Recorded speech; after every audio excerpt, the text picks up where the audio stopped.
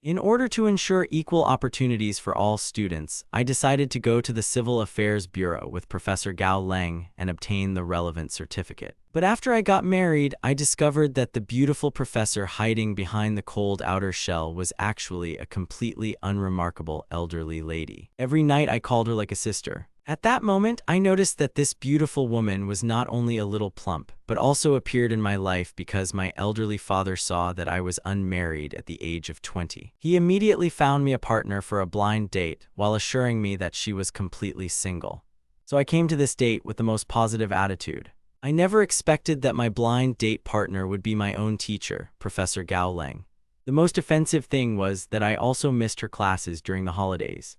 "Lin Yi, you're late again today," Luo Qinghan's cold voice rang out. I knew there was no way to avoid the conversation, so I said confidently, "Professor Lo, let's get straight to the point. Tell me, do you have your ID with you? If so, we'll go get the certificate right away." I tried to make sure Luo Qinghan didn't interrupt me until I finished my sentence. When I was just a child, I saw a little red book in someone else's hands for the first time, but I quickly realized that if the other person was so wonderful, I had a good reason to behave well. "Come on, let's go home." Luo Qinghan appeared at that moment, interrupting my train of thought. "Who even gave you permission to hang out with me at school? I'll come back and fix everything."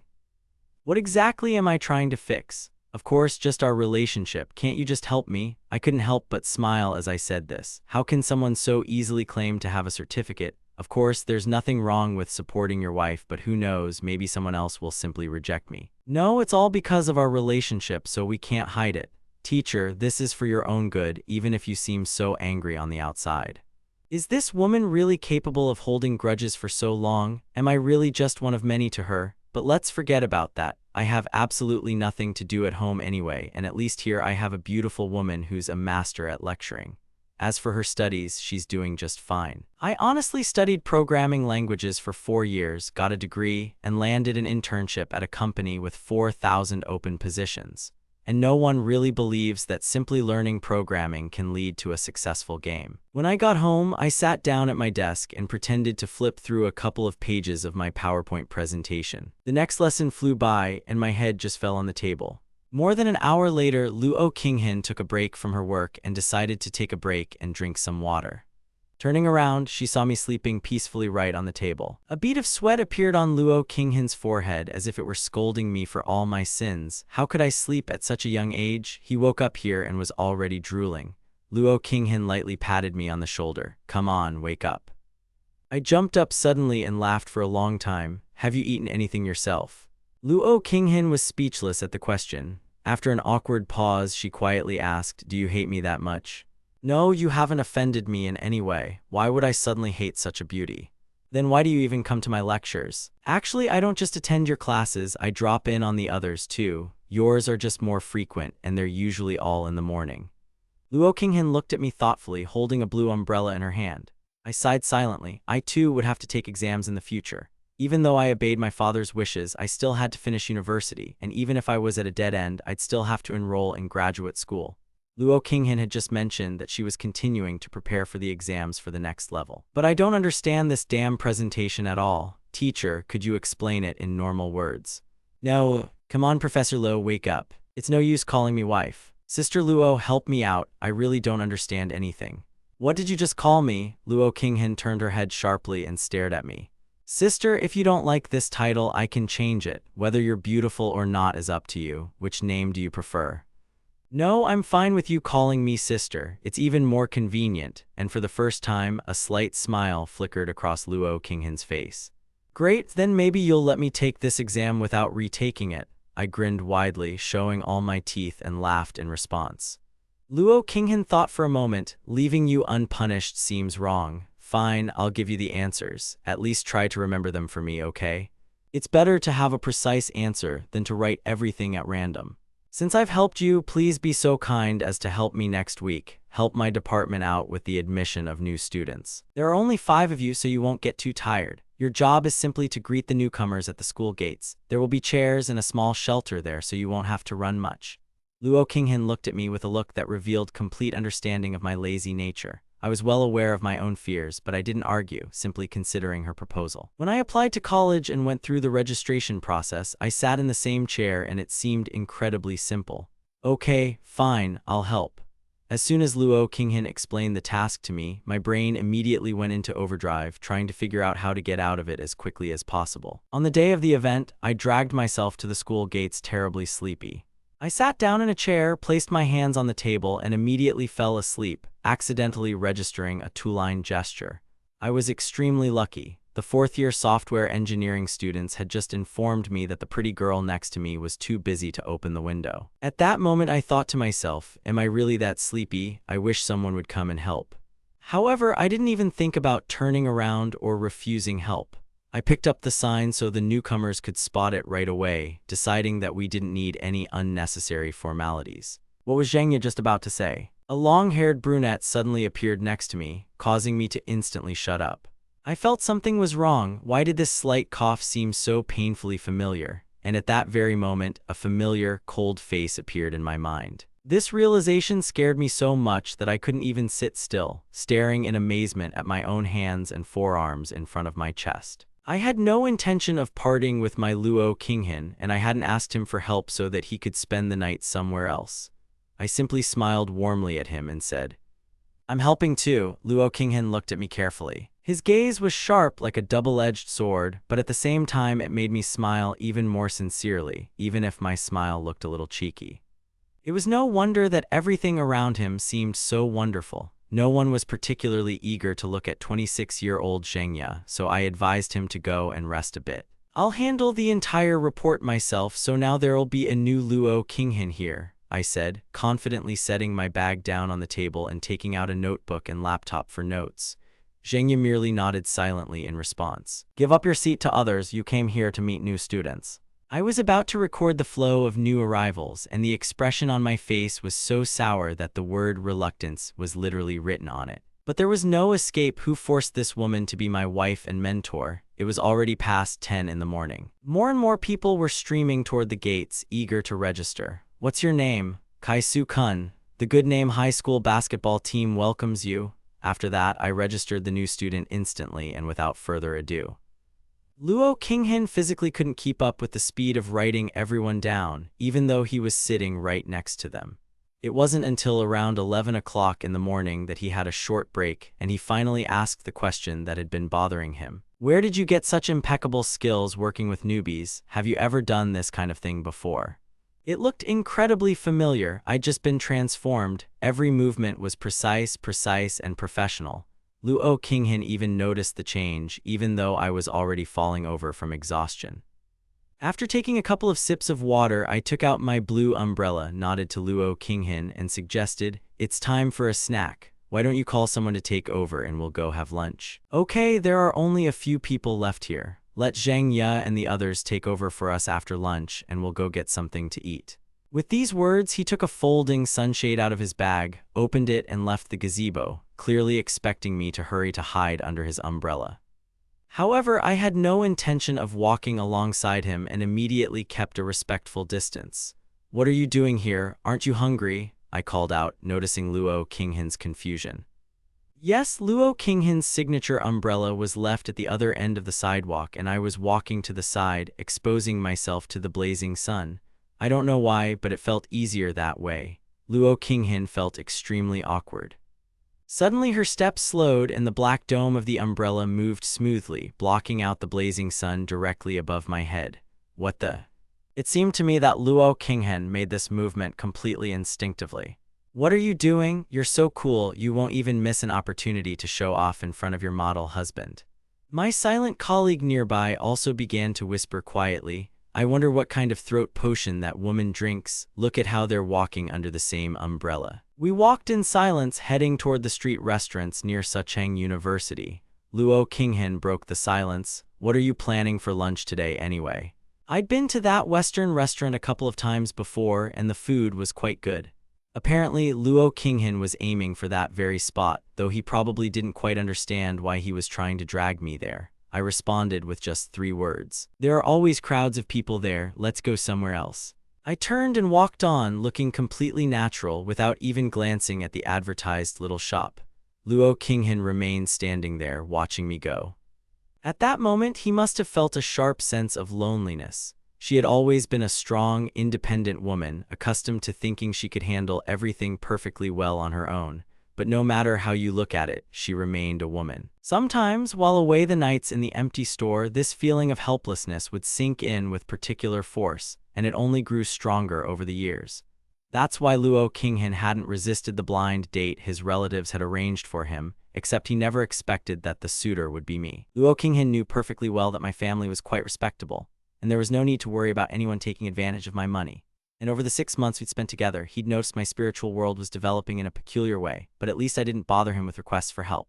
Eventually, Luo Qinghan simply resigned himself to it, deciding to treat me like a younger brother. But today completely shattered that habitual image. My behavior suddenly revealed completely unexpected aspects. Perhaps that blue umbrella was just a way for him to release the tension that had been pent up for so long. Luo Qinghan silently took a step back and obediently followed me into the ordinary noodle shop I was heading for. I even felt a little curious when he crossed the threshold. Have you changed your mind about European cuisine? Have you never tried simple noodles? I invited him to sit down and order, but Luo Qinghan looked around in confusion, completely unsure of what to choose. He then simply timidly asked me which noodles were the best. Practically everything here was equally good. I'll have Lao Jincheng's signature noodles, and add that portion of that to it. Luo Qinghan had already tried to pay the owner of the establishment, but was surprised to find that I had already paid for both orders. He settled down at a free table nearby and, bored, buried his face in his phone, waiting for his lunch while I sat opposite him. The noodles arrived quite quickly. The host politely placed 2 large plates in front of us. I was well familiar with this familiar ritual of adding stewed meat and aromatic sauce directly to the broth. It's the simplest, most filling, and most familiar way to snack. Luo Qinghan, however, had never eaten anything like it before, so he watched my manipulations with genuine interest. After taking his first sip, Luo Qinghan immediately appreciated the delights of this traditional northern food. He was also quite hungry and devoured it with gusto. He managed to finish his portion much faster than me, but he was in no hurry to get up, continuing to silently watch me eat. Without realizing it, he was looking at his own husband. He really was attractive. Luo Qinghan had seen many handsome men in his life. Although I didn't have much life experience yet, my face radiated freshness, youth, and a certain inner joy. True, in everyday life this was sometimes combined with a completely frivolous demeanor, but today I unexpectedly showed him my mature side. This sharp contrast made Luo Qinghan look at me in a completely new way. "Why are you staring at me?" I couldn't help but ask. I felt a little uneasy under his intense gaze. Was he really looking for flaws in my behavior? I was so embarrassed I couldn't speak, and I silently continued to pick at my noodles. When the last piece of meat was finished, I was about to get up, but Luo Qinghan suddenly said quietly, "Wait a minute. There's sauce left in the corner of your mouth, you didn't even wipe it off." It sounded like it was spoken at some completely subconscious level of concern. I instinctively reached out to find a napkin on the table, but the box was empty. Just as I was about to call out to the owner, Luo Qinghan beat me to it, pulling a neat paper napkin out of his purse. "There's no point in bothering someone with trifles, thank you," I replied. I was already reaching for a napkin myself, but who would have thought that Luo Qinghan would seize the initiative? She gently touched my face and gently wiped the drops of sauce from my lips. And yet, I'd never had a real romantic relationship before. I'd never experienced anything like this in my life. Slightly nervous and completely confused about what was wrong with my expression, I managed to squeeze out 2 short words. "Thank you." Luo Qinghan didn't respond. A faint smile flickered across her lips. It seemed to me that my own heart began to beat much faster. Could this really be that feeling of heartache? No, that's nonsense, it can't be. Soon, Luo Qinghan and I returned to the university gates. He still has to work with tutor reports and class notes, it's all a necessary chore. Meanwhile, I felt perfectly fine. I didn't even glance back toward the dorm, just continued to fidget. I knew I wouldn't get a second chance like this. "Lin Yi, don't forget to leave a review." "I'll send it to you myself," Luo Qinghan said loudly, claiming he had a perfectly good answer ready. After all, this was already happening off campus. We exchanged glances and he shrugged approvingly. I leisurely made my way back to the dorm. As soon as I stepped into my room, I sat down at the computer to play games. You can easily spend the whole day playing your favorite game. I'd long since forgotten about any academic reports, of course. Meanwhile, it was already almost 9:30 in the evening. I had just laid down on the bed hoping to get some rest when suddenly a message from Luo Qinghan came on my phone. What was the answer? What exactly was the answer? Flashed through my mind. I thought about it after our meeting, but I thought it was a mere trifle and simply replied, "It's okay." And then, for some reason, I sent him a screenshot right from class, a snapshot of our correspondence. And it had a particularly conspicuous caption, "The other party did not receive your file." I was perfectly aware that I looked stupid and even laughed at my own sloppiness as I continued playing alone. In fact, I'd simply forgot to send the file, but I didn't care. After all, I hadn't put my whole heart and soul into this study. How long does it even take to send a reply? I sent Luo Qinghan a random emoji and froze in front of the screen, staring at the result. And the next line read, "I'm waiting for you downstairs near your dorm." 1,000 questions swirled in my head. Why did this woman suddenly decide to look for me? Did she really want to use me as free labor? And why, at the sight of those two dry lines, did that stupid resentment boil up inside me again? "Come home with me, I'll look after you," was Luo Qinghan's next reply. All my pretense of resentment instantly evaporated, leaving only a feeling of utter powerlessness. How could I refuse her? Of course not, she certainly wouldn't let me slack off. I knew perfectly well that convincing this woman would be a practically impossible task. And in the end, I had to resign myself and again humbly agree to discuss all these scientific studies with her. As I walked out of the dormitory building, I immediately noticed a familiar figure. The impassive Luo Qinghan was waiting for me in the cold evening air. I almost burst out laughing at the sight, but then quickly covered my face with my hands. What weather? You can feel the cold bottom of the suitcase even through the soles of your shoes. Wait a minute. Is this woman really that cold and everything, even in bed? We walked silently back into the depths of campus. Around this time of day, the connection between us seemed to be completely severed. As soon as I stepped into the apartment, I saw the same scene as last time. Luo Qinghan's office was right in the direction of travel. "Watch out, don't even think about falling asleep this time," Luo Qinghan warned sternly. I honestly tried my best, though I couldn't guarantee that without a serious incentive my work would be anything special. But by evening I was noticeably hungry and I couldn't sleep at all. "Hey little sister, why don't we have dinner first? I'm really hungry." In fact, Luo Qinghan had been hungry for a while too, but he was stoically enduring it because of my presence without really understanding why. It seemed he was simply waiting for me to bring it up first. "Okay, let's order food." "Would you like?" We decided to share a meal. Fortunately, I'm usually not picky about food. But since choosing delivery is always a chore, I simply delegated the task to Luo Qinghan. In the end, he chose 2 servings of noodles with stewed meat. Noticing he was about to place his order, I quickly stopped him. "Wait, don't. What's the matter? The noodles are delicious." Luo Qinghan looked at me with obvious confusion. "Don't take home delivery. It's a complete farce. Nothing good will come of it." After some hesitation, Luo Qinghan obediently canceled the action and looked sadly at his phone screen. It seemed like he had a hard time making a choice the first time, but now thoughts of those very fragrant Chinese noodles were firmly lodged in his head. After some thought, Luo Qinghan suggested, "Hey, how about we go and eat at a restaurant instead? It's not far from here." Apparently, that particular establishment had already run out of their signature noodles with stewed meat, and now only regular noodles with broth remained on the menu. But since I went there every single month, I knew the place better than any guide. Hearing my words, Luo Qinghan was momentarily speechless. I looked up at him and refused to believe what was happening until the very end. The thin lips on her cold face parted just slightly. Just a tiny bit, literally a millimeter. If you didn't look closely, you wouldn't even notice. Could she really be angry and now she's sulking? After watching her for a couple of seconds and making sure I wasn't imagining things, I carefully asked, "Do you like noodles with meat that much?" Luo Qinghan first flinched in surprise at my direct question, and then honestly and vigorously shook her head in denial. "Well, now I'm formidable," I thought and looked at her jokingly, frowning. Luo Qinghan didn't reply and meekly lowered her head. I just shrugged nonchalantly. The atmosphere grew slightly awkward. She sounded so much like a stubborn child now. The contrast with her usual sternness was simply astonishing. "Fine, since I'm so desperate for something to eat, I'll cook it myself. I really don't feel like ordering delivery," I said, pocketing my phone, rising from my chair, and heading for the exit. Luo Qinghan immediately perked up and raised his head. Her eyes were filled with genuine surprise. "You know how to make proper meat noodles yourself?" "I used to cook for myself a lot." With that, I peered into the kitchen and opened the refrigerator door, hoping to check out the supplies. And guess what? The inside was cleaner than the mirror. That refrigerator in her apartment was used purely as a decorative element, nothing less. I'll have to run to the store for groceries myself. Get out of the way. Having thrown out this phrase, I headed towards the exit of the office, feeling her surprised gaze on me. Slamming the door behind me, I returned to thoughts of food, but my stomach was already growling desperately with hunger. How could Luo Qinghan manage to tolerate the lack of proper food so calmly? About 10 minutes passed, no more, when there was a knock on the door. I almost dropped the bags in surprise.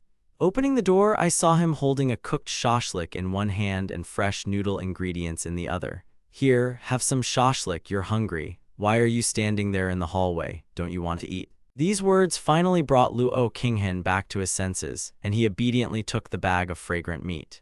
Heading into the kitchen, I called over my shoulder, I haven't been to the stove in a while, so I'll be there a little longer than usual, about 30 minutes.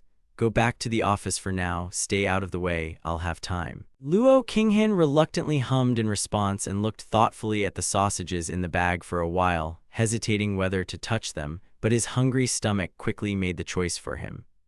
Just like the afternoon noodles with braised meat, these simple sausages were much more to Luo Qinghan's taste than the gourmet dishes from expensive restaurants. He didn't return to the office, however, but instead quietly followed me into the kitchen, watching the process. What the hell is this? Luo Qinghan suddenly exclaimed in fear as I swung the knife sharply, nearly cutting my own fingers. Why are you walking so silently? I put the knife aside and reflexively put my hand to my chest, trying to calm my heartbeat. I was just walking too fast, trying to open the door quickly. And then I remembered he wasn't wearing slippers, of course. Walking barefoot on a parquet floor doesn't make a sound. Given such a simple explanation, I just shook my head. And then my gaze involuntarily dropped down, sliding over his smooth, flawless white ankles.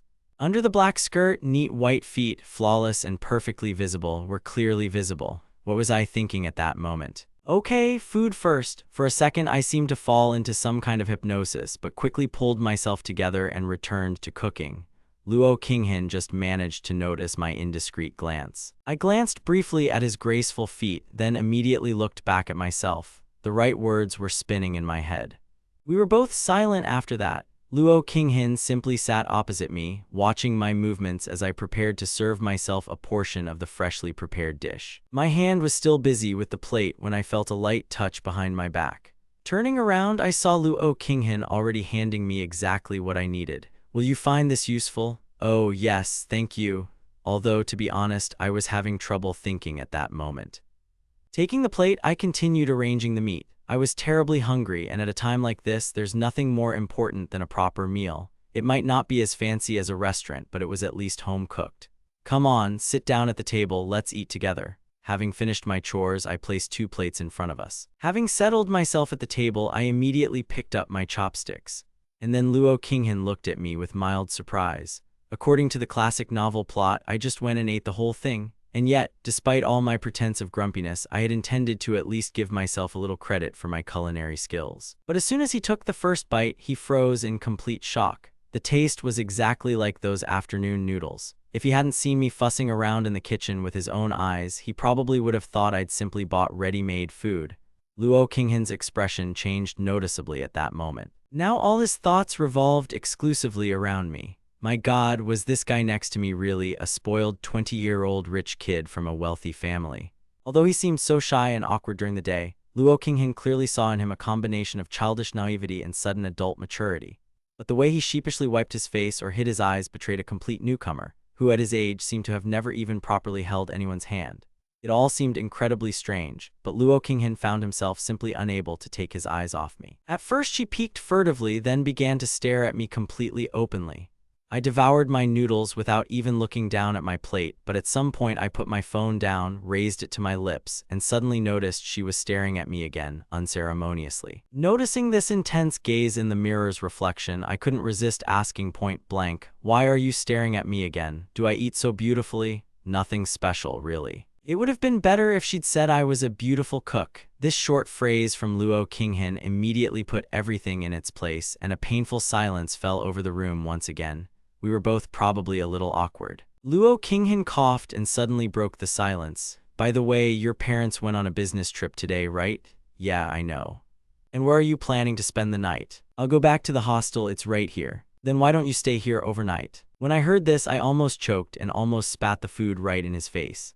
After a few seconds of shock, I managed to squeeze out, "Sarika, are you serious? I actually have a pretty spacious apartment here.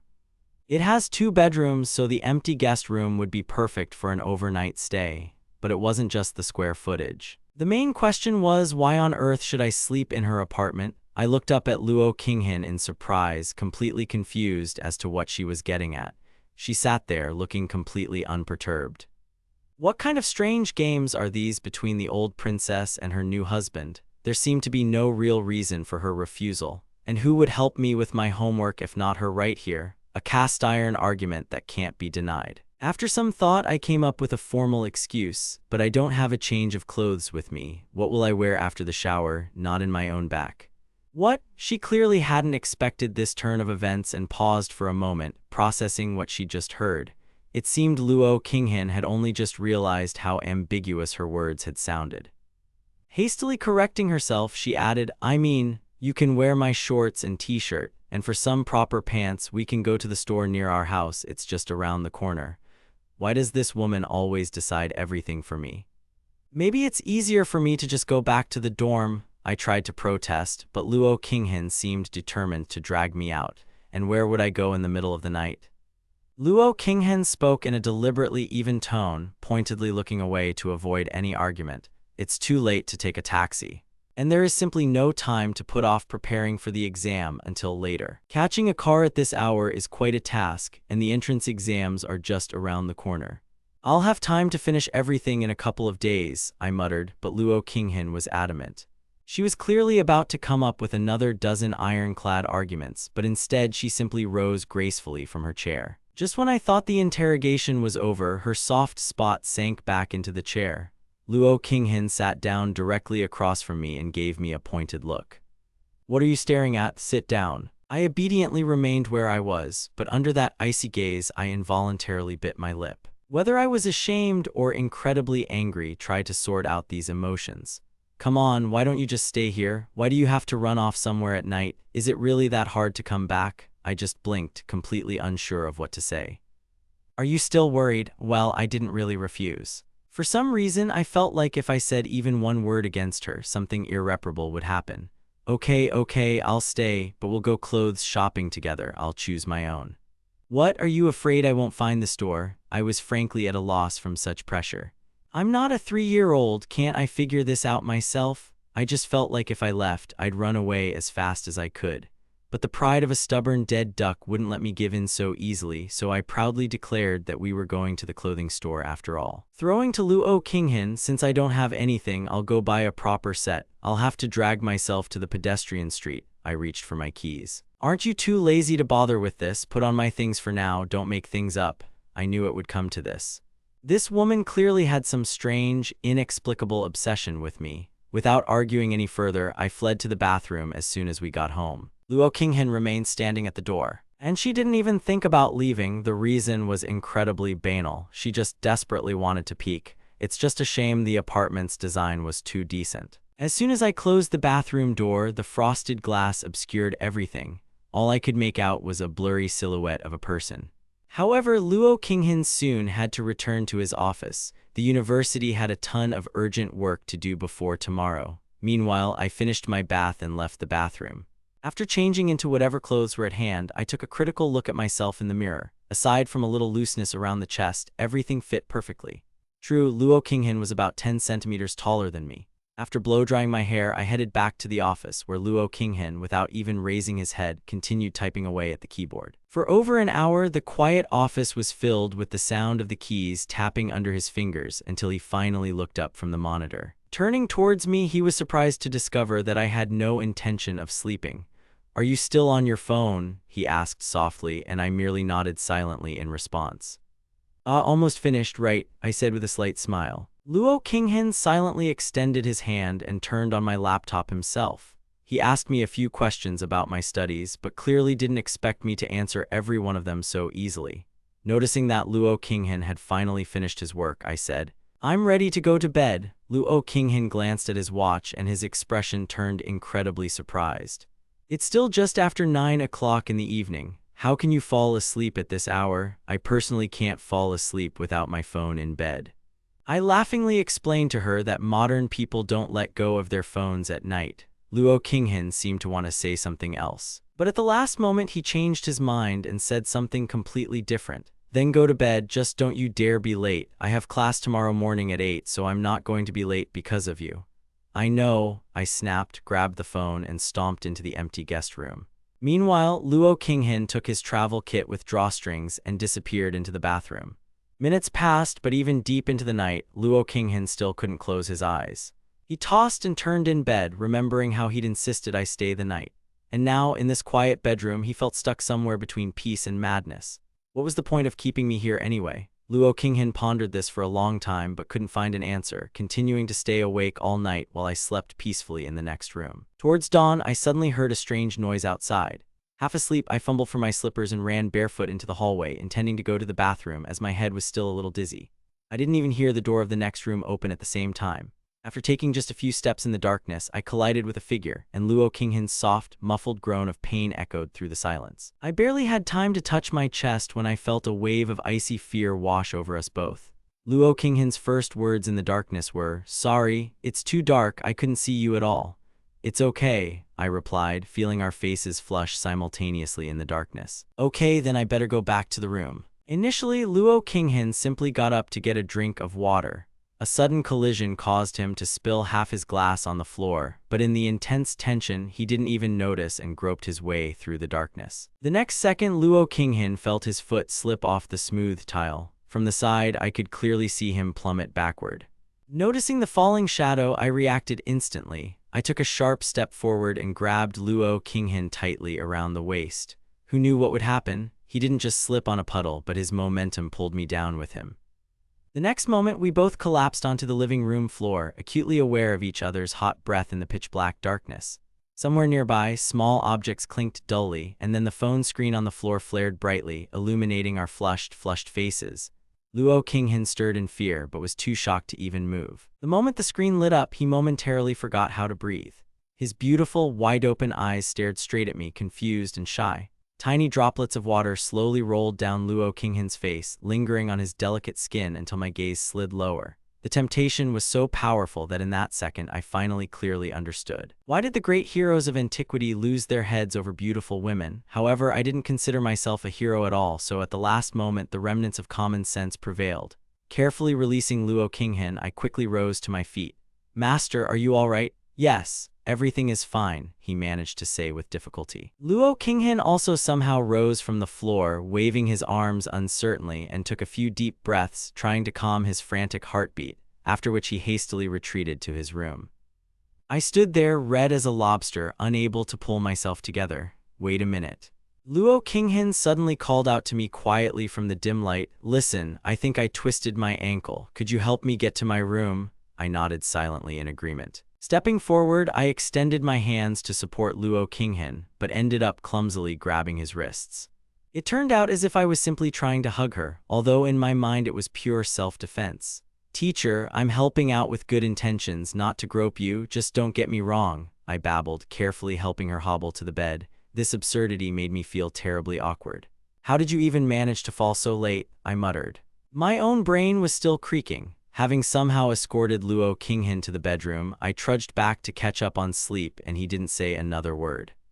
His face was still flushed. Memories of that strange, cozy intimacy that had just developed between us kept swirling in his head. It felt as if we truly were a couple.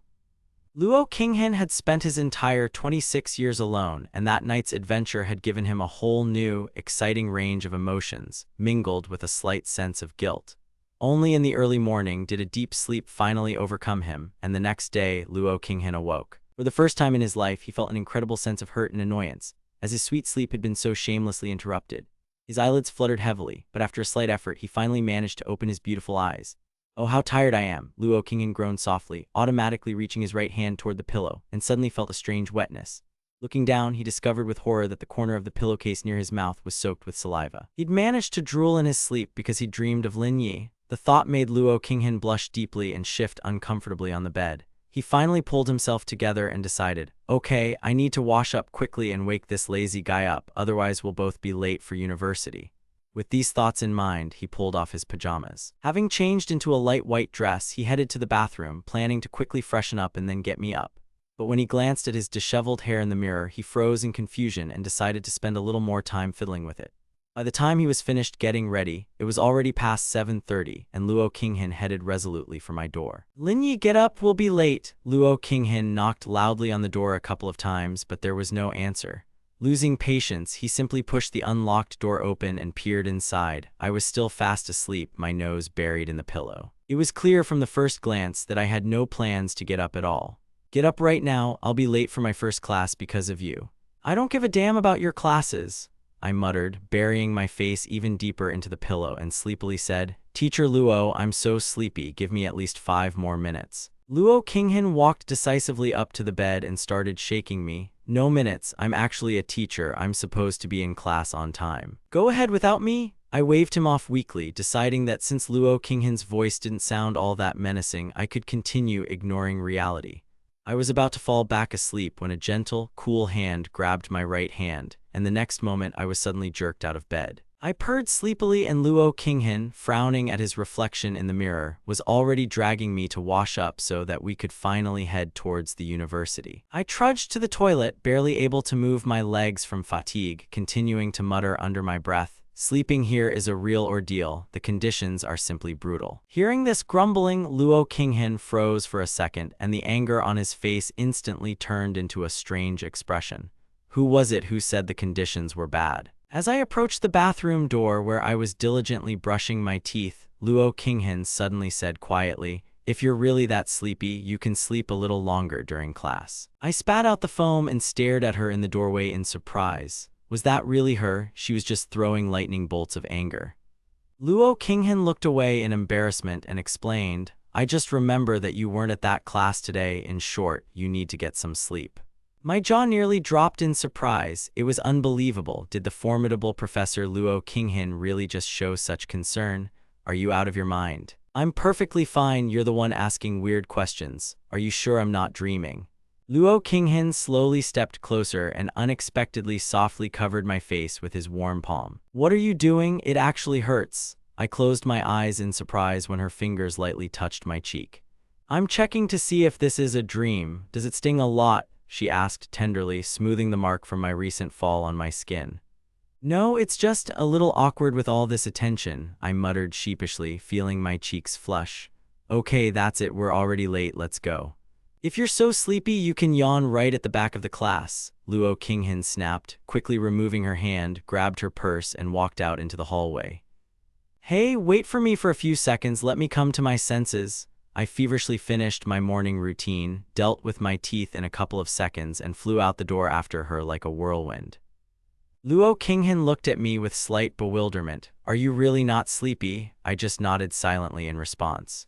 Who's sleepy here anyway? Even if the abbot himself were here, this ally would have to be sent to the Buddha 3 times. I was slightly puzzled, noticing that Luo Qinghan had no intention of leaving.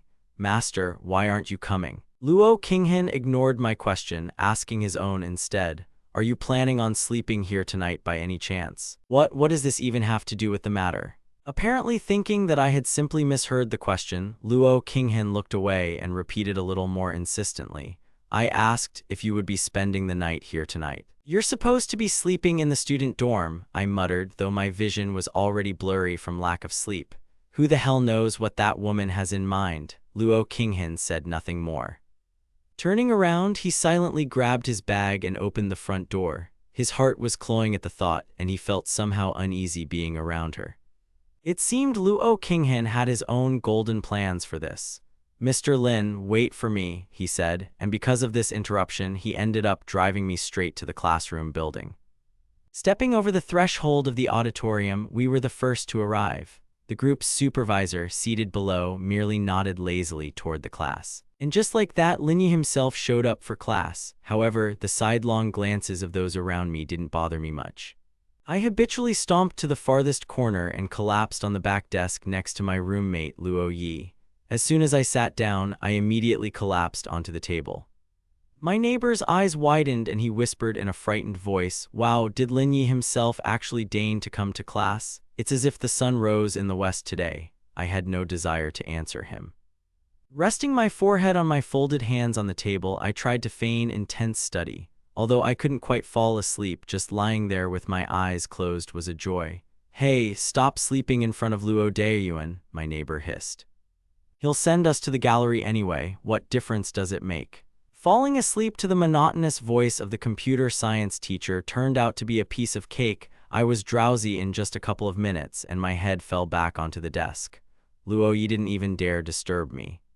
What struck Luo Yi most was our teacher's incredible sternness. But today, something strange was happening. Luo Qinghan seemed completely oblivious to my brazen nap. And then, suddenly, it occurred to Luo Yi, "Wait a minute, I heard rumors he recently got married. And our beautiful Professor Luo isn't officially married either. And so today they're both here, right in front of us." Deciding to test his wild guess, Luo Yi yawned loudly, feigned sleep, and lightly nudged me in the side with his elbow. We didn't have to wait long. Luo Qinghan was already heading towards our desk with brisk steps. At this moment, Luo Yi froze in anticipation of the spectacle. I'd thought that since I was now supposedly her husband, I could legally sleep, but it wasn't to be. Luo Qinghan was clearly in a different mood today than usual. She didn't hit the sleeping Luo Yi, of course, but instead she poked him hard in the shoulder with a ballpoint pen and admonished him in an icy tone, "Sleeping is prohibited during lectures." Luo Yi immediately jumped up from his chair, staring at her with wide eyes. At the same time, Luo Qinghan continued to pretend that he had no complaints whatsoever against me. However, the schedule remained exactly the same as last semester, so Luo Yi quickly calmed down, deciding that there was nothing out of the ordinary about it. After all, I had skipped so many of his classes last semester that the teacher's complete indifference now seemed entirely understandable, especially since all his classes were early in the morning. As soon as the bell rang for the 20-minute break, Luo Yi immediately jumped up to me with questions. He looked completely confused. "Listen, why the hell did you suddenly decide to show up at Professor Lo's lecture?" I had to make up a plausible excuse on the spot. "I just happened to bump into him on the way and dropped in for company. What's so strange about that?" It sounded logical. Luo Yi shook his head, deciding he was just overreacting. After all, a stern, icy professor and a slacker like me were completely incompatible. But before he could calm down, his gaze accidentally fell on my clothes. "Hey, what kind of woman's clothes are you wearing?" he asked, dumbfounded, to which I automatically replied, "What makes you think that? I'm not really an expert on women's wardrobe." "Oh, come on, have you seen yourself in the mirror?" "That's not a woman's dress, leave me alone. What makes you think this is women's clothing?" I tried to fight back, though arguing was pointless. I'd managed to sleep with a ton of girls in the virtual sea of games, but I had no intention of trying to prove anything to my neighbor. Well, after all, these were my legal wife's belongings. I was sure the interrogation would end there. "No way," Luo Yi got even more worked up. "Your wife has a killer figure. Damn, her proportions are spot on." I was taken aback by such observation. "Are you some kind of cyborg analyst? How can you judge a woman's figure by a simple, loose t-shirt? It fits you perfectly, accentuating every curve. Isn't that a devilish figure?" Luo Yi continued to argue seriously before coming up with a brilliant conclusion. "Judging by the length of the pants, your wife must be about 6 feet tall." Hearing this nonsense, I was completely speechless. But the neighbor's curiosity was beyond measure. "Listen, admit it, do you have any special nicknames? Have you done any in-depth scientific research into this matter?" "I don't have any nicknames. What makes you think so?" Luo Yi grinned proudly. "Brother, trust me, I've eaten more salt in my untied underwear than you have in your entire life. It's an open book to me." A man who had scored over 130 points on his entrance exams could now express his inner shock in just 2 words. The break came to an end, and I asked my neighbor a far more pressing question. "Listen, you and Luo Qinghan have been in touch for a long time. You're not related by any chance? Are you crazy? We have such a relationship that you couldn't break it with a stick. If I had such an amazing sister, I'd die of envy." "Why is that?" "Because if we were blood relatives, then what kind of marriage were you even talking about? Is your brain even working?" I was finally convinced that this rich kid's ideas about romance were completely warped, and I decided not to discuss the matter with him again. Meanwhile, Luo Yi also stormed out of the room in search of more gossip. I ran out of pictures on my phone, and there was absolutely nothing to do at my desk. I lazily pulled out my smartphone, scrolling through my feed, when suddenly a glass of warm soy milk and a box of hot pies materialized right in front of my nose. Looking up, I met Luo Qinghan's completely impassive gaze. "Eat properly. Skipping breakfast is bad for your stomach," he said quietly. Those simple words made something inside me snap, and my heart did a wild somersault. It seemed like the last time I'd felt such intense excitement was God knows when. "Thank you."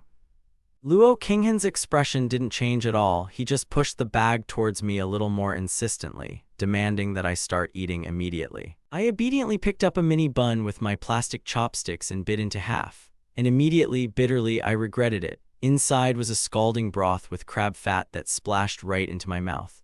The scalding liquid instantly burned my tongue, and I froze, my mouth open, unable to utter a word. Noticing my reaction, Luo Qinghan coughed in embarrassment. "Oh, sorry, I completely forgot to tell you that this is a new batch with crab soup filling. It's hellishly hot." Without thinking twice, he brought the napkin to my lips and began to gently blow on my burned mouth. "You have to be careful, right? Did you burn me badly?" he said softly, lightly touching my lips with the chopsticks. This scene completely threw me off balance. My brain probably just couldn't process such a massive amount of information at once. I stupidly opened my mouth and allowed myself to be fed another helping of soup. Luo Qinghan immediately picked up a new bun with his chopsticks and repeated the entire ritual. First he blew gently on it, then he brought it directly to my lips. The third time he followed the same pattern. But when it came to the fourth, my inner mind finally rebooted. I snatched the chopsticks straight from Luo Qinghan's hand. "Enough, I can handle the rest myself." Luo Qinghan nodded, "Then finish your soy milk and let's go." Up until this point, everything had seemed more or less normal.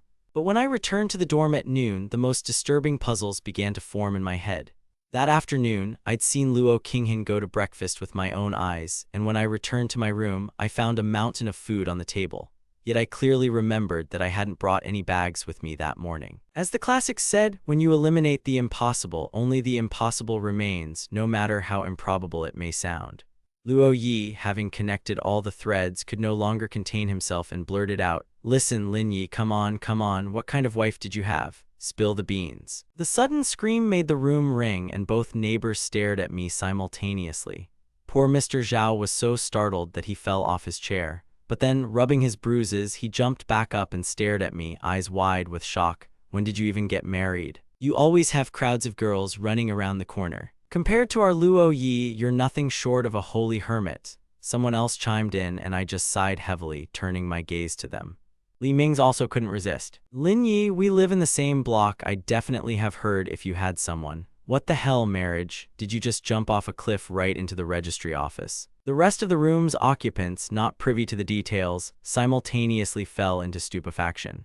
"Wow, that's so fast, and what kind of unearthly beauty, like the legends of King Guo and King Cheng, made you voluntarily put a yoke around your neck?" I mentally calculated.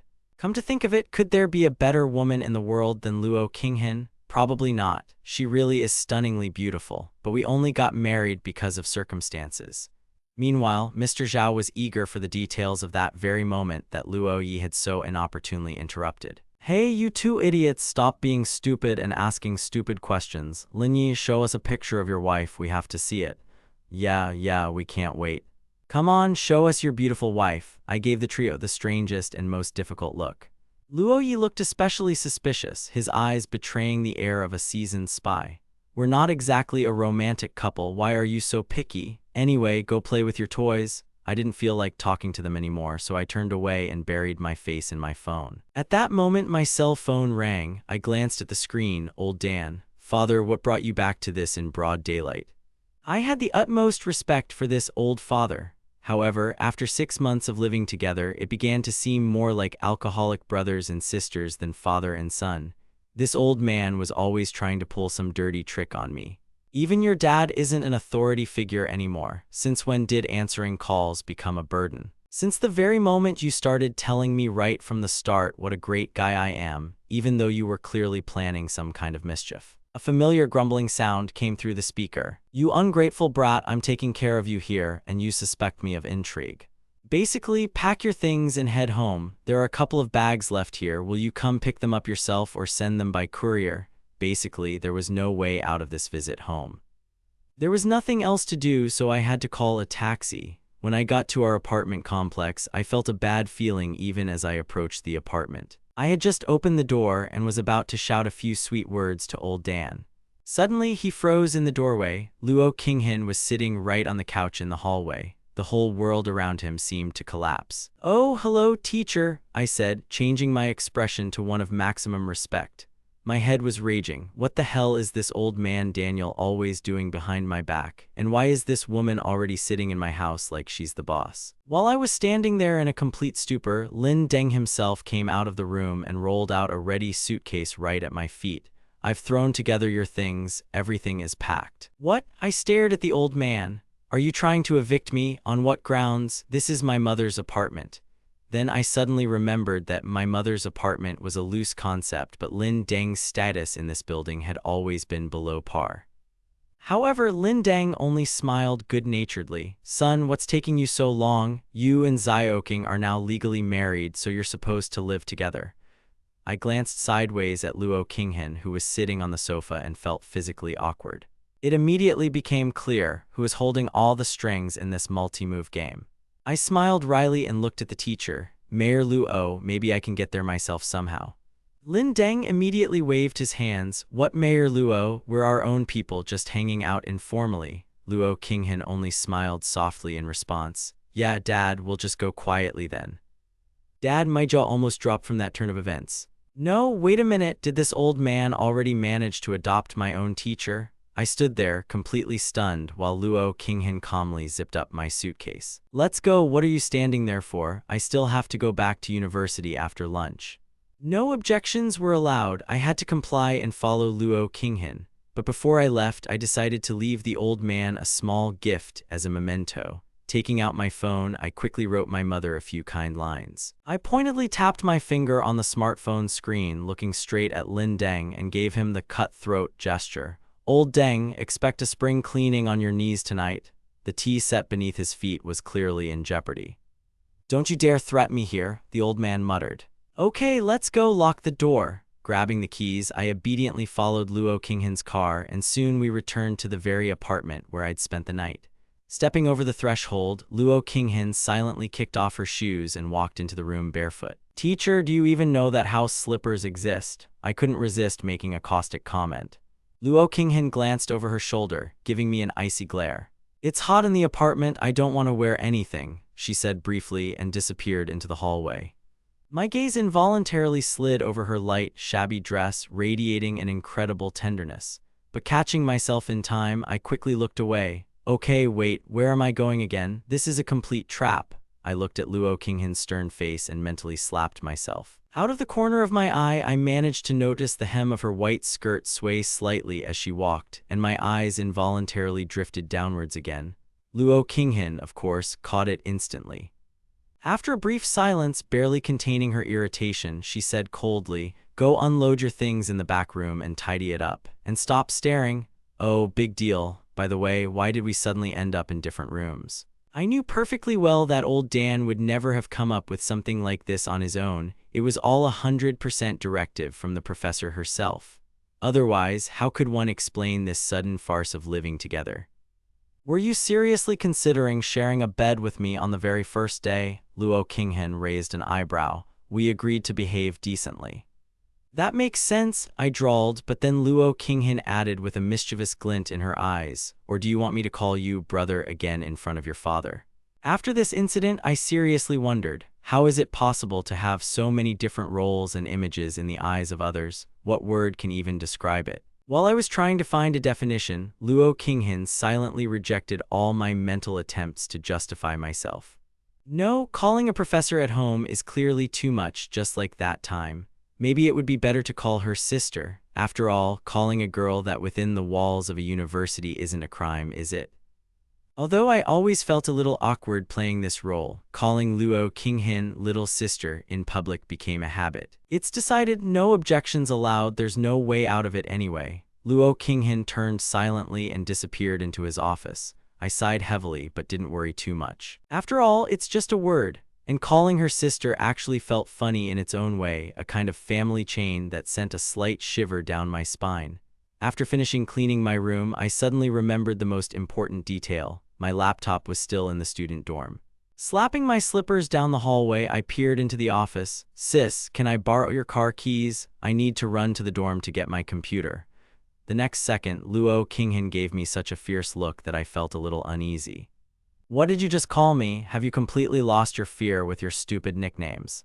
"Well, what else should I call you if not sister? I can't address you so formally and stiffly," I tried to justify myself. "Sister, I'm just going to the university and then straight back," I repeated in a conciliatory tone. Luo Qinghan merely raised an eyebrow skeptically. Silently, she pulled the car keys out of her bag and tossed them to me. I carefully started the engine and drove off as smoothly as possible, trying not to take any unnecessary risks on the road. I made it to the university dorm quickly. I went up to the empty room, picked up my laptop, glanced at the clock, and realized it was already 4 o'clock. I immediately remembered that our refrigerator at home was completely empty. I had to make up dinner on the fly. I pulled out my phone and texted Luo Qinghan, "What are we going to have for tonight? Should we cook something proper or just make do with supermarket noodles again?" To be honest, Luo Qinghan had already gotten used to home-cooked food, so I immediately decided to dissuade him from fast food. "Eating dry food is bad for you, it'll give you heartburn later." Luo Qinghan thought for a few minutes and then said curtly, "It's up to you, I'm not picky about food." "Yeah, right, I'm willing to believe the not picky part." Stopping by the supermarket on the way, I decided not to repeat my past mistakes and picked up some fresh vegetables, grabbing a small package of ground meat along the way. Returning home, I ran into Luo Qinghan at the door, who had just left his office. Seeing the shopping bags, he narrowed his eyes suspiciously. "Why did you only buy greens? Are we herbivores?" "No, it's just a light vegetable stew and meat for dinner." "Okay, let's see what you've got in store," he said. Luo Qinghan returned to work and I went into the kitchen to work on the stove. When everything was ready, I knocked on the office door and called him to the table. Taking in the abundance of greenery on the plates, Luo Qinghan couldn't resist a critical comment. "We're not rabbits, why is there so much grass here? Where are the normal protein dishes?" I stared at him in surprise. "But you just said you weren't picky about food." "It's one thing to not be picky, but another to eat only fiber." "This is clearly not enough to balance protein and fat," Luo Qinghan grumbled, but he didn't argue any further and silently began eating. After dinner, I went to wash the dishes, as per tradition. A little while later, Luo Qinghan peeked into the kitchen and asked with a slight hint, "Listen, would you like to sit together again today with textbooks in my office?" "No, thank you, thank you." I'd already memorized those evening exam preparation marathons of his. Upon hearing my refusal, Luo Qinghan merely pursed his lips. Turning around without a word, he himself cleared the remaining dishes from the table and tidied up the kitchen. I ran to my room and turned on my laptop. Logging into my game account, I immediately ran into Old Man Dan, who was once again trying to quietly ruin my life. "Just you wait, old fox, now it's my turn to sabotage." I grabbed the phone and immediately dialed my mother's number. "Mom, can you believe your beloved husband just kicked me out of the house?" Sui Ziyoding didn't answer right away, citing being busy. "Don't stir up trouble, your father just wants you and Ziyoding to live together like a normal family. Nothing bad happened. You don't understand, he literally packed up all my things and threw me out the door. Now I don't even have a change of clothes at home," I drawled pitifully, masterfully exaggerating the scale of the tragedy. This argument worked perfectly on the other end of the line. Mom's tone instantly changed. "What? Has this old geezer completely lost his mind? Threw my boy out of the house? I'm going to give him a real hard time." I chuckled to myself. This was a great revenge, a success. You should have seen the satisfied look on his face as he waved goodbye. "It's pure outrage." I added fuel to the fire. "Okay, stay where you are, I'll deal with this stubborn guy myself." I hung up, feeling triumphant. Before I could fully savor my victory, there was a loud knock on my door. I almost dropped my phone in surprise. It was my father, who had clearly already gotten a scolding from my mother. "Lin Deng, have you completely lost your mind? Why did you take all the baby's clothes?" Mom's angry voice came from the hallway. "But I'm doing this solely for their shared future. Let them get used to living together." The old man justified himself, fleeing his wife's righteous anger. Having enjoyed the ensuing chaos, I returned to the game with a light heart. True, playing alone quickly became tiresome. The joy of video games lies in the company of friends, and without a partner, the atmosphere is just not the same. After closing the game, I slammed my laptop shut and put it aside. After gathering some clean pajamas, I headed to the bathroom. A few minutes later, I emerged with damp, disheveled hair. At that moment, the door to the next office opened and Luo Qinghan emerged. Our gazes accidentally met and he chuckled slightly and said, "Hey, your pajamas are funny." I looked down at my lounge suit with a huge white cat on it, which I'd bought at the beginning of the year. Looking up, I retorted, "What's wrong? Are grown men not allowed to wear cute things? It's quite cozy, by the way." "The main thing is that it's not pink with flowers," Luo Qinghan chuckled and headed further down the corridor.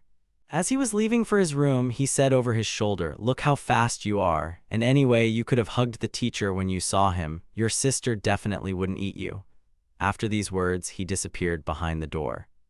The next few days passed in relative peace. We hardly argued, and our lives settled into the familiar rhythm of shared life, just as Luo Qinghan had predicted. On Friday evening, I was chatting with Luo Yi in the student chat room when he suddenly said sarcastically, "Hey, have you completely abandoned the dorm? I heard you're living with your mysterious wife now." "What difference does it make to you where I sleep? I choose to stay at home," I said dismissively.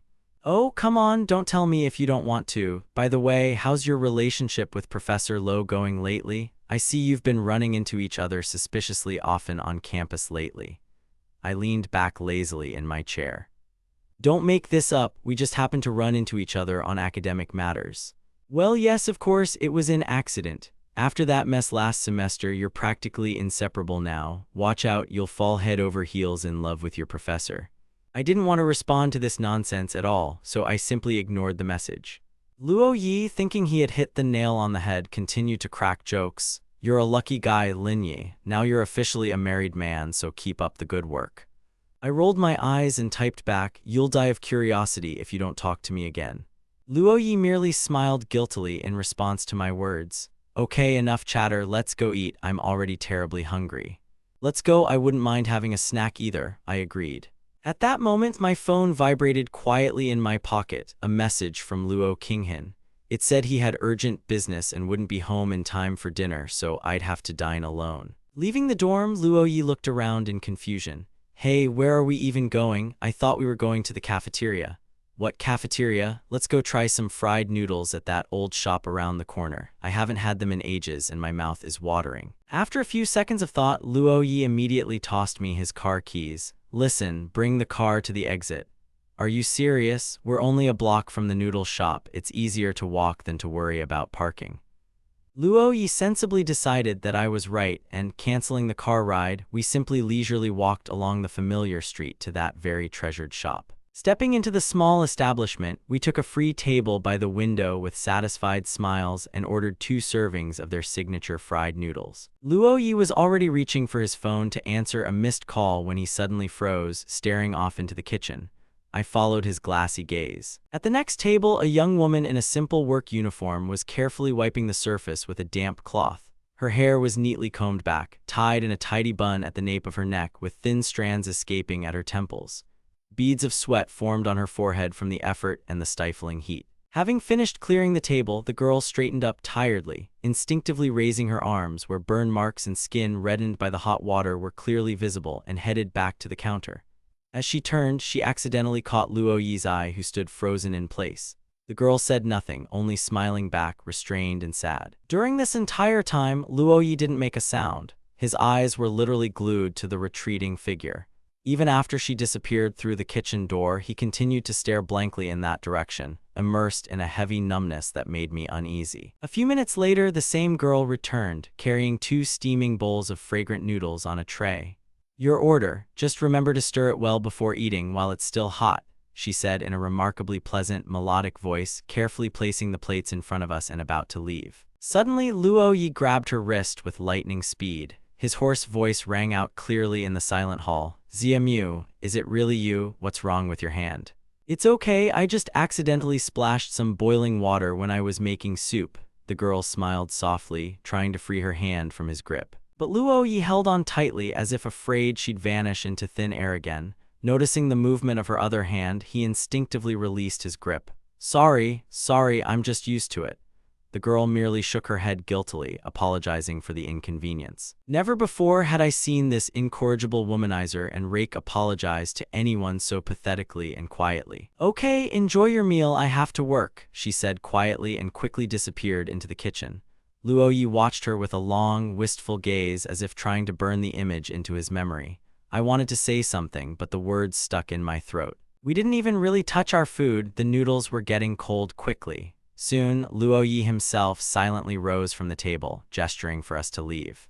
Once outside, he looked gloomily at the flickering lights of the night city and muttered, "Listen, would you like to join me? There's a quiet place around here. I'd like a drink." "Let's go," I nodded, sighing heavily. It was hard to see my friend in such a state, and I decided to stay by his side until the end. We wandered into a small, dimly lit bar, devoid of blaring music or dancing crowds. Couples whispered quietly in the corner, and the bar was bathed in soft, muted lighting. The bartender silently placed in front of us 2 signature cocktails with the poetic name Blue of Heaven. "Hey friend, slow down for a second," I tried to warn my comrade. We settled into a distant table. My phone rang again. This time it was Luo Kinghin. "Where are you again? It's late, go home." But I merely turned my phone face down. Meanwhile, the bartender brought the drinks I'd ordered. The heavy atmosphere between us seemed tangible. Luoyi greedily pulled the glass toward him, intending to drain it in one gulp, but I grabbed his hand. "Where are you going with all that at once? This place is so wild, I'd pass out." He froze for a second, staring at the glass, but didn't argue, although he ordered another drink. Soon, a second glass was already in front of us. Luoyi nervously twirled the stem of the glass with his fingers and finally spoke, "That girl, she's my childhood friend." With these words, he tossed back the contents of the glass. Under the influence of alcohol, his tongue loosened and old grudges began to surface.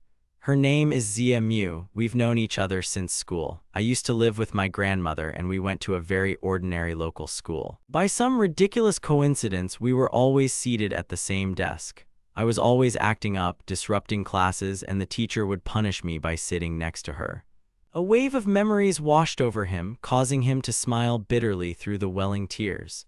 I remember she used to secretly buy me lollipops so I'd stop being naughty and not drive her into hysterics. But as soon as I'd calmed down for a couple of months, I'd be back to my old ways. And so it went until I graduated from high school. It was probably fate, but we managed to get into the same high school. In those years, when everyone was talking about admissions and prospects, I once plucked up the courage to hint to her about my feelings. I remember how she blushed deeply and looked away. We even started meeting secretly after school. Luoyi recalled those days with painful tenderness, but then his face darkened again, and then we grew up. I wanted to propose to her right after graduation, but then my parents returned with their ambitious plans. They were categorically against our union and demanded that I immediately fly abroad to study. We had a terrible falling out with my parents. The very next day, I rushed to Zia Mu. I wanted to take her with me, but she wasn't home. The neighbors said she was out on business. I was a fool to believe them then. Luoyi laughed nervously, and the laughter was filled with such deep pain and self-loathing. And the next morning, she sent me a message saying she was marrying someone else. I refused to believe it until the very end, thinking he was joking, testing me. But when I saw her next to some jerk, the ground disappeared from under my feet. Luoyi's voice cracked, his breathing heavy and ragged. I didn't even make a scene then, I simply wished them happiness. When I returned home, I continued my war with my parents. I knew perfectly well whose doing it was, but what could I do? She was already married to someone else. I hated my own family for this interference. That's why I now, on principle, ignore their demands. They're still trying to set me up with some of my mom's friends' daughters on blind dates, setting up screenings, but I'm deaf to all their entreaties. Let them curse me like crazy, I don't care. Having finished the rest of his cocktail, Luoyi collapsed heavily, face down, onto his folded hands on the table. Listening to this drunken confessional rambling was difficult. I remembered that I'd run into Zia Mu a couple of times myself at that street stall. She always worked there completely alone. Of course she's the only one. I know her character better than anyone, Luoyi muttered bitterly to my silent question, but he didn't develop the topic further, plunging into a heavy silence. After sharing those ill-fated glasses with him, I realized we were both in critical condition. I had to gather my crumbling friend together, drag him to the bar's exit, and call a taxi straight to the student campus. When we finally reached our apartment complex, the alcohol hit me with a vengeance. My legs could barely support me, and a slight tremor ran through my entire body from exhaustion and the alcohol. I managed to get the keys out of my pocket and tried to use the keyhole, but the door swung open. Luo Qinghan stood there, his expression dark and unpredictable. My vision blurred, and I almost fell right on top of him, instinctively trying to maintain my balance. But at the last moment, I stepped back. Luo Qinghan reacted instantly. Grabbing my wrist and the door frame, he pulled me inside.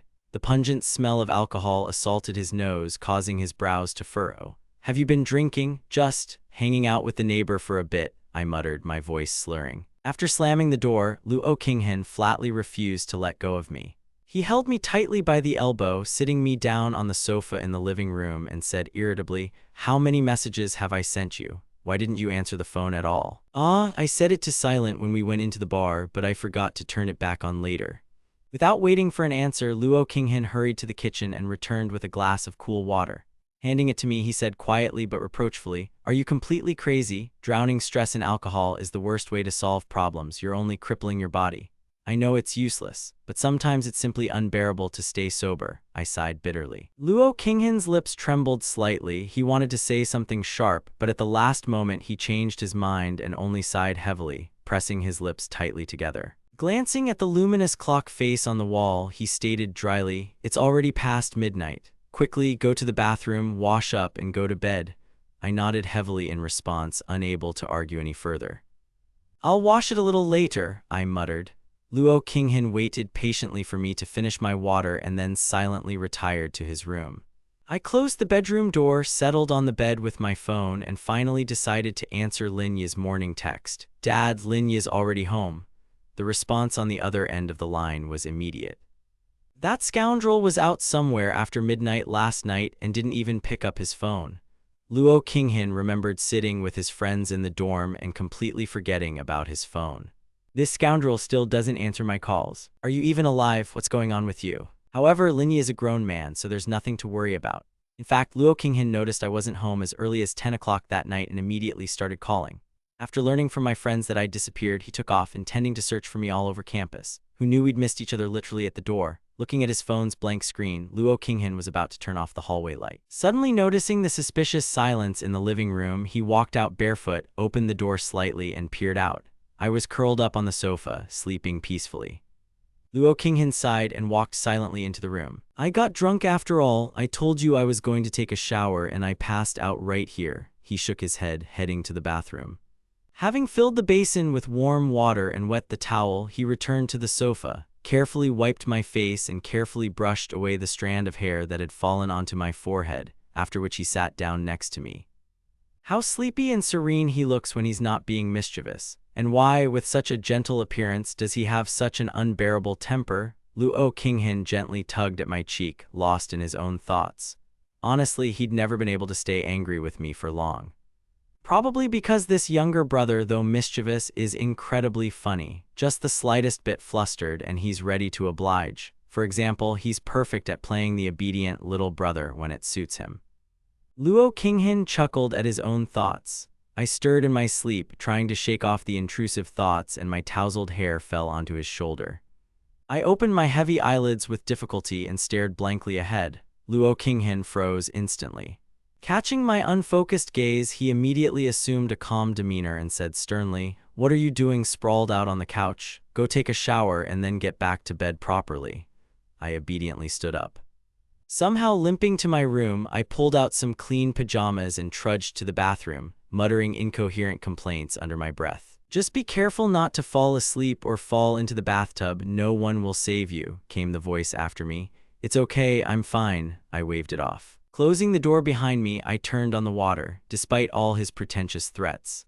Luo Qinghan remained seated in the living room, listening to the sound of running water to make sure I was successfully completing my bath. Soon the noise died down. I crawled out of the bathroom with my pajamas completely twisted, not even bothering to dry my hair. "Go to bed like this," he called after me sarcastically. "Wait a minute. There's no need to rush anywhere tomorrow anyway, but sleeping with a wet head is a direct path to a migraine." Luo Qinghan snapped, not wanting to listen to objections. Seeing that I was about to ignore his words, he firmly blocked my path and gently but firmly pushed me back into the bathroom. "Come on, sit down, I'll dry you off." Soon the hairdryer began to hum. A warm breeze pleasantly warmed his skin, and the gentle strokes of his fingers through his hair were unexpectedly relaxing. After a couple of minutes, Luo Qinghan's hand visibly tired from the unusual tension. Lowering the hairdryer a little lower, he exhaled. "Listen, lean forward a little, my arm is already falling off." I obediently leaned my body back, feeling completely relaxed under his caring guardianship. Luo Qinghan, noticing my half-asleep compliance, put the device aside and suddenly approached me from behind. I was so dazed from fatigue and alcohol that I didn't even immediately realize what this was about. The next second, I felt the dense warmth of someone else's body on my back. Luo Qinghan was practically pressed close to me, hugging me by the shoulders. The pose was incredibly ambiguous and strange, especially for two guys. My face instantly flushed with embarrassment. I jerked forward. "Sister, what are you doing? Aren't you tired of hunching over? I'm comfortable, sit still." Luo Qinghan responded with a slight grin, resting his forehead on the top of my head. "Keep your head straight, I'm not completely dry yet." "Okay, little sister," I muttered, feeling my ears burning from such a strange display of concern. My face was flushed as if I'd just downed a whole glass of pure alcohol. My head was spinning, either from last night's cocktail or from the awkwardness of the situation.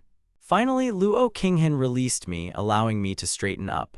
I blinked in confusion, unsure where to place my hands. He merely laughed cheerfully and ruffled my hair with a familiar gesture. "So, is your head going blank?" he asked quietly. I just nodded helplessly, admitting defeat. The corners of Luo Qinghan's lips twitched into a mischievous smile. At that moment, a brilliant idea occurred to him. He discreetly pulled my phone out of his pocket, turned on the recorder, and gently placed it behind my back. "So kid, are you completely losing it? Don't drink so much of that crap anymore," he continued in a deliberately gentle voice, stroking my head. I nodded obediently in response. I promise, sister, not another drop. Watch out, otherwise tomorrow you'll sober up and forget everything." "I remember everything. I will obey my sister," I muttered, completely losing the will to resist. Luo Qinghan barely contained his laughter. "That's a good girl. Go to bed, good boy." "Good night, little sister," I squeezed out and finally backed away towards my room. Left alone in the corridor, Luo Qinghan turned off the recorder on my phone with a triumphant smile. Well, what an obedient recording it turned out to be. Returning to his bed, he fiddled with his pillow for a long time, contentedly replaying the incriminating evidence. For some reason, he didn't feel like falling asleep alone, but a pleasant fatigue quickly took its toll. The next morning arrived close to noon. Luo Qinghan woke up relaxed, feeling slightly hungry. The memories of the previous night and his obedient brother were still fresh in his mind, so without a second thought, he stood up and went to open the door. Entering my room, he pulled the blanket with a habitual movement and lightly touched my face. "Hey, sleepyhead, get up, it's already noon outside." I struggled to open my heavy eyelids. Luo Qinghan's face slowly appeared before my eyes, dangerously close to mine. Acutely realizing how close we were, I jerked back, trying to close the distance. But the movement was too abrupt. Our foreheads collided with each other with all their might. "You're going to give me a heart attack like this. You better go wash up and take care of your things," Luo Qinghan grumbled, rubbing his bruised forehead, and left the room. My voice had been hoarse and quiet this morning. Why was I leaning so close? Last night's dream seemed like some kind of surreal delirium. I definitely needed to give up alcohol. After changing into a t-shirt, I shuffled toward the bathroom in my slippers. I encountered Luo Qinghan fresh from his shower. Noticing him walking barefoot on the bare floor again, I couldn't resist remarking, "How many times do I have to tell you? Put on your slippers, you'll catch a cold." "It's warm here, I feel so comfortable." He waved it off. Ever since I moved in with him, his barefoot habit hadn't gone away. "How's your head? Still throbbing?" "Yeah, it's okay, bearable, it's just a bit heavy. Probably from that stupid dream last night," I muttered, trying to push away the memories of that night's embrace. Luo Qinghan immediately remembered this moment and narrowed his eyes slyly. "By the way, what did you dream about?" "I dreamed that some incredibly tender little sister was hugging me and stroking my head," I muttered, embarrassed. Hearing this, Luo Qinghan tensed slightly, biting the inside of his lower lip to keep from bursting into laughter. Only after a few seconds did he regain control of his emotions and say innocently, "Really? What if it wasn't a dream at all?" His words sent shivers down my spine and my face instantly flushed. The first thing I thought was, had he really heard all that nonsense I was spouting? Luo Qinghan looked at me imperturbably, his gaze heavy but wildly satisfied. Forgot, all those hugs and caresses were the absolute truth. I did it. The ground literally dropped out from under me in shock. I mean, really? How could he act so unperturbed, as if nothing out of the ordinary had happened, and yet still calmly say it out loud? Noticing my expression, Luo Qinghan silently took his phone out of his pocket and demonstratively turned on the same audio recording from yesterday. My own half-drunk voice came clearly from the speaker, faithfully promising to obey little sister in everything. Good God, it was a complete failure. Well, have you forgotten your promises from yesterday, or do I need to remind you what you used to call me? He drawled mockingly. My thoughts were in a whirlwind. How had I managed to completely lose all my masculine authority and family status in front of this man? Luo Qinghan looked down on me, still completely knocked out. Stop standing there like a pillar of iron. Get your towel and go wash up. It's already past noon, time for lunch. Somehow coming to my senses, I grabbed a towel and we walked out of the apartment together. Getting into the car, Luo Qinghan glanced at the road. Where are we going? I was about to name some random cafe when suddenly Luo Yi's drunken confessions from the previous night and that unfortunate girl Ziamu came flooding back. A wild idea flashed through my mind. What if I try to right that wrong? Who knows, maybe it's not too late to undo it. Let's go to that fried noodle shop, it's really good, I blurted out. It was around noon. The place was quiet, almost deserted. We took our usual table and ordered 2 servings of the signature noodles. Today, Ziamu behaved quietly, trying not to be seen and not to be distracted by the customers. Seeing that she was about to go to the kitchen, I couldn't resist calling out to her, Ziamu, wait a minute, it's you, right? Ziamu froze in place and Luo Qinghan dropped his chopsticks in surprise, staring at me with wide eyes. The girl turned around slowly. A hint of confusion was visible in her eyes and a strange premonition stirred in my heart. Was she really more connected to this whole tangled story than I thought? Ziamu nodded hesitantly, quietly replying, yes, I am. Did you want to order something? No, I just wanted to talk a little since I had a free minute, I answered softly. Ziamu sighed heavily and looked down. Okay, but first I'll finish my business. At that moment, the owner of the shop came out of the back room and shouted, Ziamu, your order is ready, take a break. The girl nodded, took her plate of noodles, and was about to sit down at a free table in the far corner to eat alone.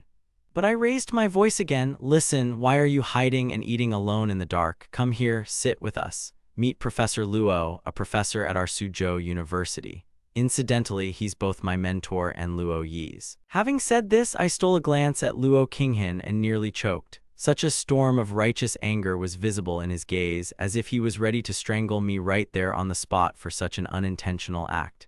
I only smiled guiltily in response. Without giving Luo Qinghan time to come to his senses and get a word in, I gestured for Ziamu to join us at the table and moved slightly. Luo Qinghan caught my gaze and frowned but didn't argue in front of anyone else. I quickly smoothed over the awkwardness. Sit down, Ziamu, don't be afraid. Professor Luo is strict but fair, and anyway, conversation in good company is always beneficial. Ziamu smiled politely, nodded to Luo Qinghan in greeting, and carefully sat down on the chair next to me. A heavy, ringing silence fell. None of the 3 dared to speak. I waited until we had eaten a little and finally decided to break the silence, moving on to the main topic. By the way, Luo Yi got really drunk last night because of you. At these words, Ziamu froze abruptly, her chopsticks falling from her hands onto the table. She instantly turned pale but didn't utter a sound, merely lowering her head, trying to hide her trembling lips. I know he still can't forget you, I added quietly. More than anything in the world, he regrets that day 2 years ago, that he listened to you and waited in vain then. I continued to press on the sore spot, seeing how the girl's shoulders began to tremble slightly. Ziamu sat motionless, staring at her empty plate. Suddenly her fingers trembled and she reached into the pocket of her work uniform and pulled out an elegant jade bracelet, placing it on the table in front of us. Her voice broke into a whisper. This is from him. Please tell him not to try to look for me again. I couldn't accept him. Listen, since your relationship is so complicated, it's better if you hand it all over to him personally. I shook my head, pushing the jewelry back. Ziamu waved her hands in fear, flatly refusing to touch it. In the silence of the hall, the dull sound of jade hitting wood was clearly audible. I beg you, help me, I can't take it anymore. The girl's voice broke into a sob, tears streaming down her cheeks. It was incredibly difficult to watch ZMU cry. What kind of drama is going on here? You're both great. If you love each other, why this farce? And what kind of husband anyway? That mysterious guy who keeps popping in and out of your life? Admit it, it's all the pressure from your family, right? I couldn't help but ask, looking her straight in the eye. ZMU's head snapped up at my words. Her tear-stained eyes were filled with such shock and fear that all my suspicions were instantly confirmed.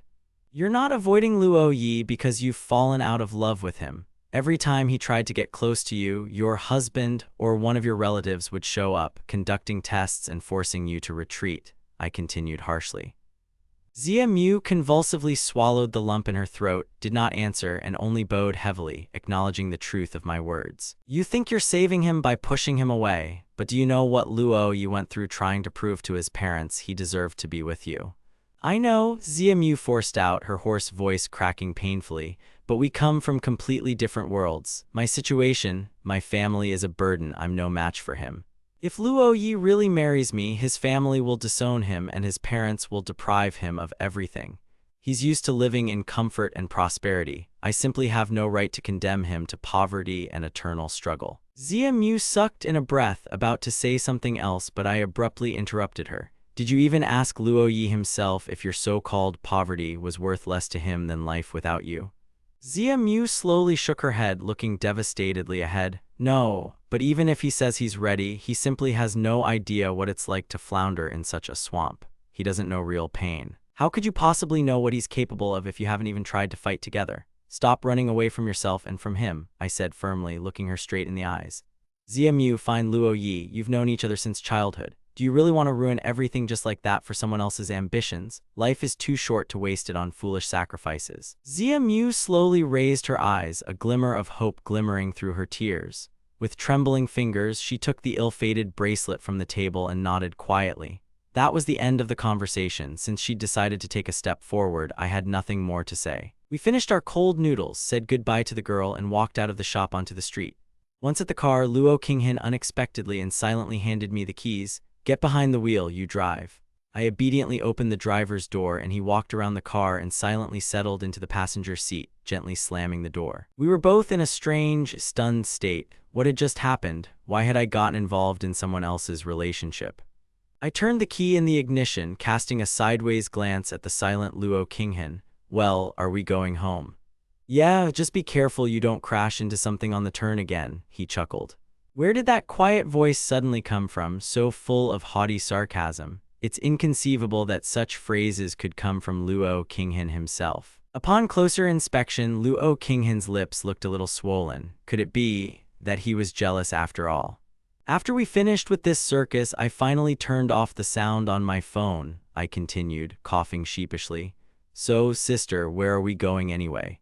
Take me out and have some fun. I haven't really gotten out into the city for a proper vacation in over 6 months, I declared, looking at him hopefully. As strange as it might sound, I had no desire to contradict him. Since I'd promised to obey my sister, I had to do it. Where would it be better to go, gaze at the ancient landscapes or stroll through the shops? Children choose one thing, but I wanted everything at once. Suzhou is an ancient, historic city. If you go to the famous classical gardens, you won't find any clothing stores inside, of course. It's all views and romance, but you'll have to go out for a snack. However, no one's stopping you from combining business with pleasure. I checked my phone to refresh my memory on the navigation. I'd only been to the Suzhou garden once in my life, and even then I'd long forgotten all the paths.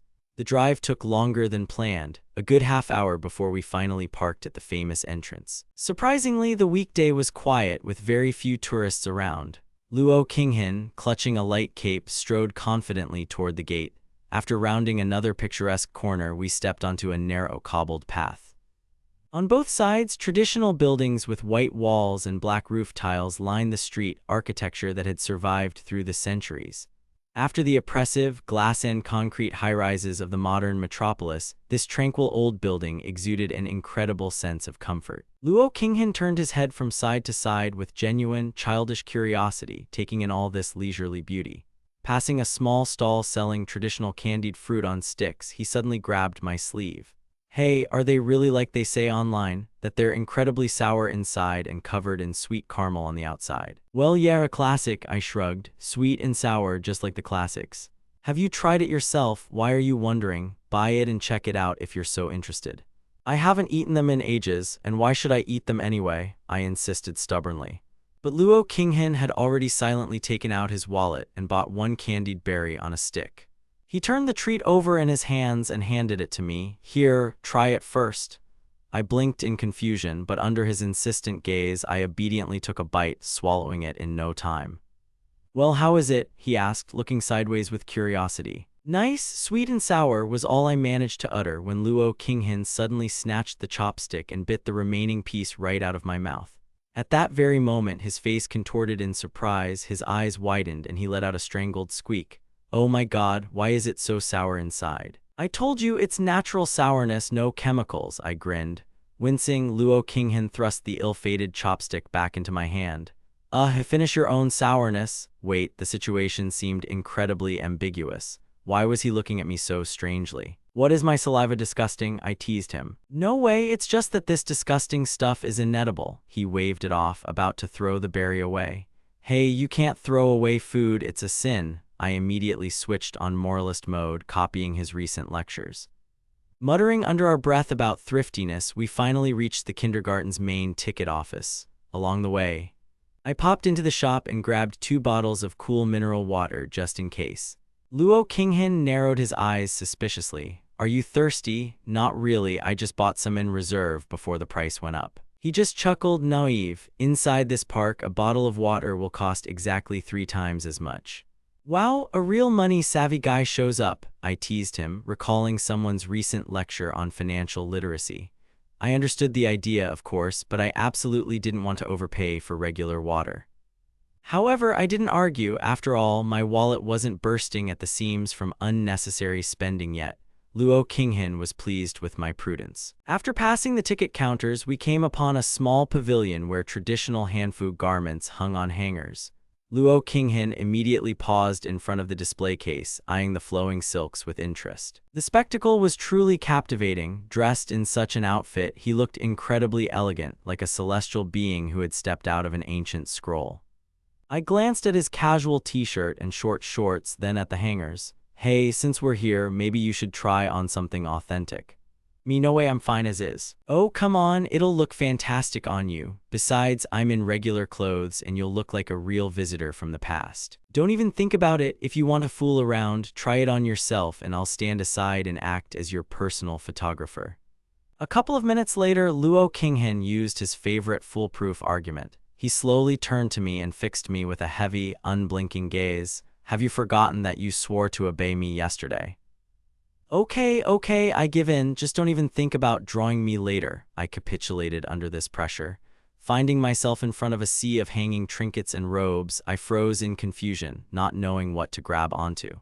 Luo Qinghen immediately took the initiative, pulling a snow-white hanfu with fine embroidery from the hanger. This one, try it on. With nowhere to go, I obediently slipped into the cramped fitting room, trying to figure out all those ties and multi-layered skirts. As soon as I finished and opened the door a crack, someone's deft hands unceremoniously pushed me back inside, and the door slammed shut with a bang. The 2 of us found ourselves locked in the tiny, cramped fitting room. Hey, what are you doing? My heart leapt into my throat in surprise. There was a catastrophic lack of space. Luo Qinghen's soft body pressed tightly against me, and the air was thick with a subtle, maddening perfume. After adjusting the last of the ties on me, Luo Qinghen suddenly grabbed me by the waist, pressing his whole body against me. The alcohol had long since evaporated from my blood, but my head was still spinning from the surreal reality of what was happening.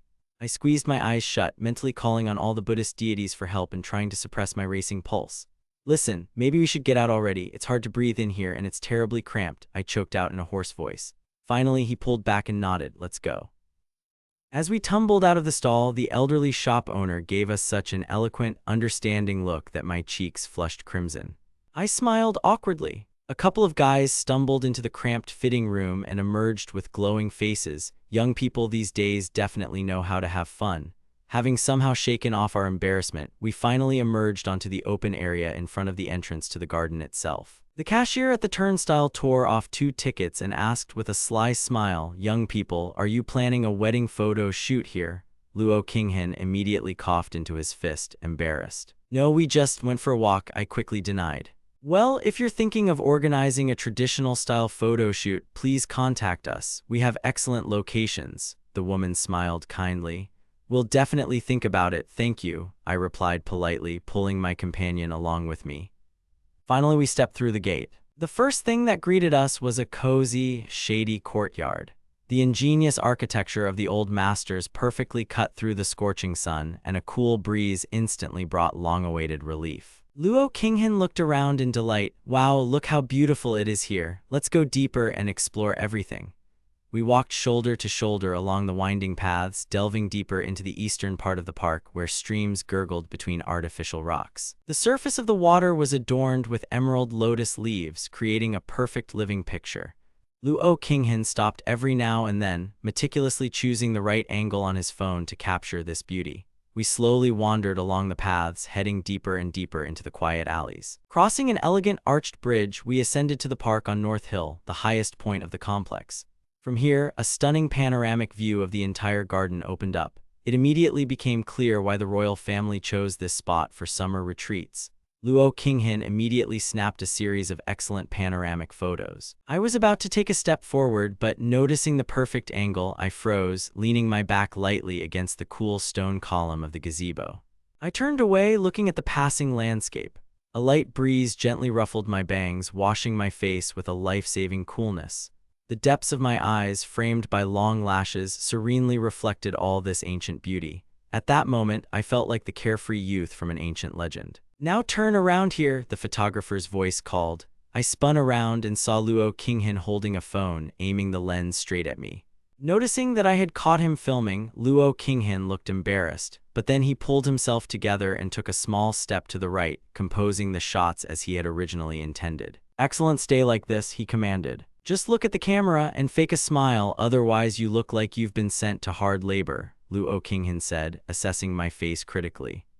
I obediently stretched my lips, but the smile came out forced and unnatural. The result clearly didn't inspire either of us. It was far from ideal. "Try to think of something positive. With that sour look on your face, you can't save the shot," he sighed. I frantically searched my memory for any positivity.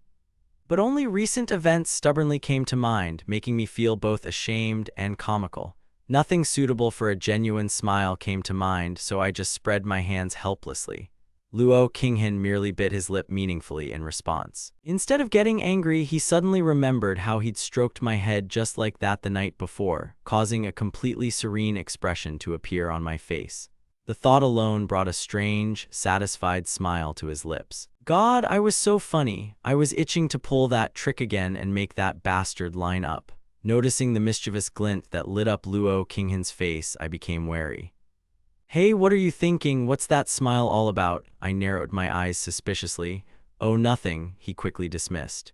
Catching my suspicious gaze, Luo Qinghan even became slightly embarrassed and quickly changed the subject. "Listen, maybe we should move on. There's still so much interesting stuff here." "No, wait, you still haven't taken a proper picture of me. I'm not going anywhere until we finish this shot." But Luo Qinghan merely shook his head slyly. "Okay, you've convinced me. Now I'll make you smile for real."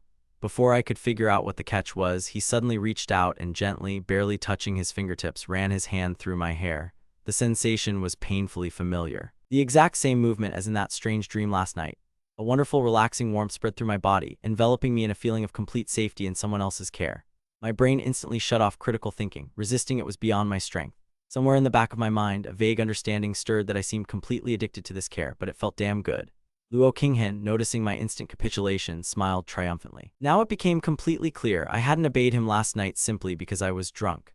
Apparently, the moment he stroked my head, my inner child triggered an unconditional reflex. It turned out this method worked flawlessly. Luo Qinghan lifted his chin triumphantly and commanded, "Now look here." I obediently bowed my head, completely at the mercy of the moment. I looked up and stared at Luo Qinghan's face. His usually cold, unapproachable expression was now softened by a barely perceptible smile, which didn't need to be feigned for show. At that moment, Luo Qinghan looked stunningly beautiful. The true meaning of the phrase, a smile that can melt ice, finally dawned on me. Looking at him, I felt a strange, all-encompassing peace. "Freeze, I'm filming. Look straight into the lens and hold that expression," his voice said, surprisingly quiet, devoid of the usual hint of cold arrogance. I nodded obediently, afraid to even breathe. Luo Qinghan quickly raised his phone and pressed the shutter button. Comparing the resulting shot with his previous unsuccessful attempts, he was satisfied. Although the styles were radically different, each shot unmistakably captured our current state. After a few more successful takes, he finally lowered the screen. Later, this perfect, truly lifelike shot took pride of place as a test photo on my phone, proudly titled "Cool and Beautiful." And that same awkward, random photo suddenly migrated to the shared wallpaper of our conversation in the messenger.